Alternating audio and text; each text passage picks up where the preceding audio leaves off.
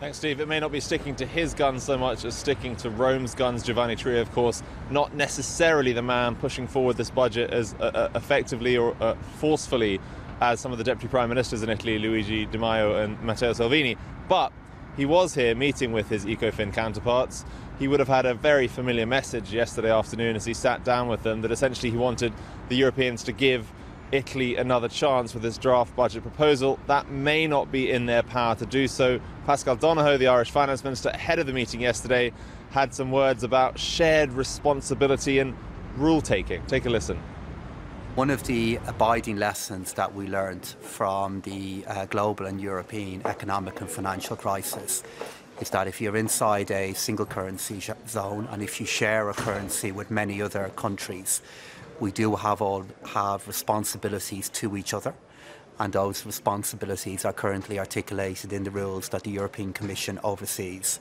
When I was putting together my recent budget and presenting that to Dáil Éireann, I had to have recognition to what those rules are and confidence that they would meet the requirement of the fiscal rules. And I do think it's important that all other member states abide by the rules that are set in European law and that are overseen by the Commission.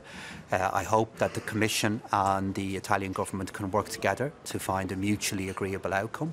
To date, the effect of this difficulty has had a minimal effect on Irish bond yields. That's a result of many of the difficult budget decisions that we've made back home. But I think it's in the best interests of everybody now that agreement can be reached on this matter, and will support the Commission in their work. And this, of course, is the challenge for Giovanni Tria. It's not his European political counterparts who would be making the decision on this Italian draft budget proposal. Is, of course, the Commission.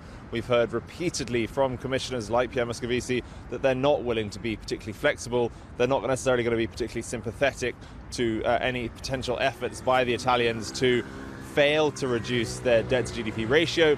We've got European Commission forecasts coming out later this week on Thursday. We may see there the differences in the growth assumptions in their models between the Commission and Rome. And of course, next week we have that deadline for the Italians to submit a revised draft budget proposal, November the 13th. If they fail to do that, there could of course be some significant sanctions coming their way down the line. Hey everybody, it's Hadley Gamble from our new CNBC Middle East Bureau in Abu Dhabi. Thanks for stopping by. Now to watch more, you can try one of the videos that just popped up on your screen. And don't forget to subscribe.